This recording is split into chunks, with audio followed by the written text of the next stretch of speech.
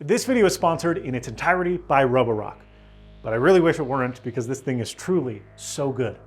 Last fall, I did a video segment on the Roborock S8 Pro Ultra, a robotic vacuum that I found myself really impressed with. In fact, in my video, I proclaimed it to be the first truly set it and forget it robot.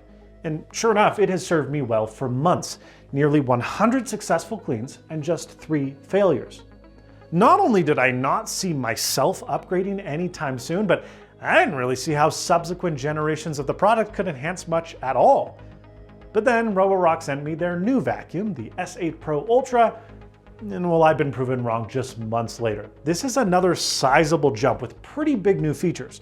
There's a fully redesigned brush roller, an improved mopping system, better route planning, and there's app improvements on top of all that.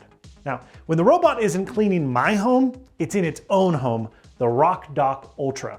This new station has all the same features that last year's top-of-the-line dock had, but some new ones too. So you've got the reservoir nipple that allows you to refill the robot's own onboard water tank, but now you can do so from a more capacious fresh water bin. It supports up to 3,200 square feet of mopping on a single fill. Very nice. This water tank also enables, of course, self-washing, a returning feature that allows you to go days or weeks without replacing the mopping pad because, well, it's kind of just always cleaned. Super handy. And of course, the dock supports auto dust emptying, so that post-vac sesh, you can push all of the crap from inside your vacuum into an easily disposable bag that lasts months in between replacements. Now, none of those features are new, but there are some new features. First, the dock adds a hot air drying cycle. Directing airflow at the mopping pad after mopping ensures that you don't accumulate mildew or tank stank, which did tend to happen with my S8 Pro Ultra.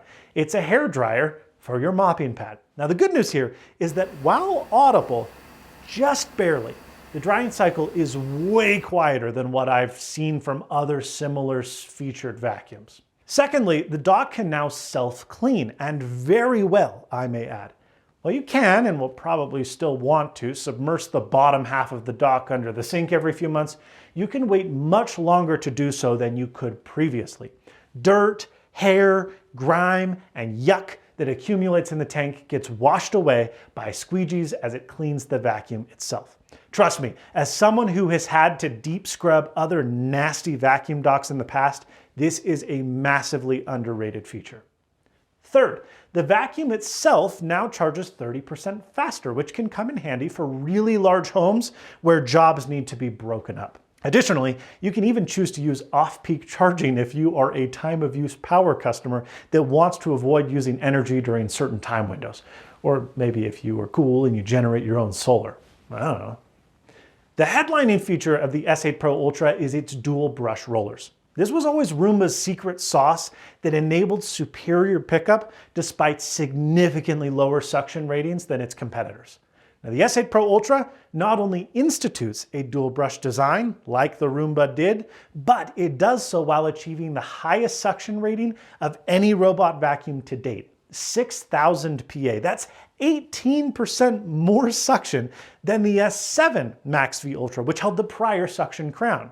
In that highest suction mode, Max Plus, the vacuum gets pretty bloody loud. And I wouldn't personally want to be in the room or maybe even the house when it's running in that mode. But if I had an enormous mess or was running errands out and about, boy would it be handy because it picks up just about anything. Luckily, thanks to the new dual rubber brushes, you really don't need to run it in a high suction powered mode because its balanced mode works better than any Roborock vacuum before it. In my experience, it does an incredible job of picking up large debris like cereal and crumbs off of hardwood floors. And it offers the closest thing that I've seen to bristled beater performance when it comes to hair and carpets. It's still not quite as good as those systems yet, but it's close enough. And more importantly, it gets there without any hair tangles, something important in a theoretically maintenance-free vacuum, because hair is the bane of the bristled brush's being. Speaking of carpets, the vacuum's Carpet Boost ultrasonic sensor is better than ever. When it detects carpet, it lifts the mopping pad up, it automatically increases suction power, and even performs an extra pass automatically to ensure a deeper clean. Now, while the vacuuming mode got the biggest glow up this time around, mopping has not been forgotten. The S8 Pro Ultra features Roborock's new Rise 2.0 system, which not only increases the surface area that oscillates on your floor over prior models, but there's also improved auto mop lifting. It can now lift up completely, up to 5 centimeters when driving to and from cleaning areas, in addition to making zero contact with carpet and rugs, even high pile ones.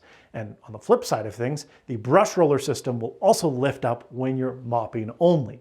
Roborock seems to think that their new Rise system even beats spinning mops. And while I can't really say it's better per se because I've tried some really good spinning mops like the Narwhal Freo, the new S8 Pro Ultra seems just as competent at mopping as those competitors when running in the deep or deep plus modes, and it's far better than any of those other products at vacuuming.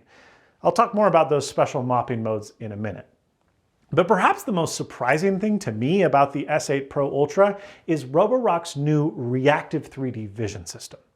Now, the S7 Max V Ultra, as we discussed previously, had what Roborock calls reactive AI 2.0. It's a combination of a LiDAR sensor, 3D light, and an RGB camera. And in many ways, it's more sophisticated than the system found on this vacuum, the S8 Pro Ultra. But a lot of people don't like the idea of cloud-connected cameras in their home, and honestly, I can't really blame them. Reactive 3D takes the vision system of the S7 Max V sans RGB camera. However, unlike prior robots, the S8 Pro Ultra does have obstacle detection, and it works shockingly well, honestly. It can identify a variety of obstacles, and it marks what it estimates the object to be using its 3D light sensors in-app. Now, this isn't, of course, as accurate as machine learning used by reactive AI, which marks the actual obstacle in-app with a photo, but it works better than I expected. And I've found that really the only difference is that it sometimes does get tangled with loose cords easier than the Roborock S7 Max, easier than the reactive AI 2.0 system. But really, that's about it. That being said, I have pretty strong suspicions that there will be a Max V variant of the S8 later this year, at least if history is any indication. So if you're into the intercom and remote control features, the slightly better object detection, the things afforded by that RGB camera, maybe hold off. But I don't think I could, because with this new vision system comes what I think is indisputably the best addition to the Roborock app in years, and that is AI no-go zones. If the robot gets fouled up somewhere in your home more than once, or if it spends a lot of time trying to get unstuck from something like a floor register, it will automatically create a no-go zone boundary. This is a huge help to procrastinators like me that never spend time to go properly into the app and set up no-go zones for known trouble spots. I just let it get stuck and then go over there and go, oh, why'd you get stuck? And that's no longer an issue. It has resolved all of those problems in my home by itself. Oh, it's so good. Speaking of the app, the Roborock app has really been best in class for a few years now, and it keeps getting even better. Quick mapping new areas is now ludicrously impressive, and it can create a new floor plan in-app within a couple of minutes. Automated or manually triggered routines can also save a lot of time if there are sections in your home that you want cleaned independently with frequency. But I think the biggest area of improvement is in the cleaning modes. A new fast setting uses knowledge of your previously mapped area to adjust route planning by doing some little, slightly cagey things like skipping boundaries and perfect lines, but it does all of that in favor of getting things cleaned faster.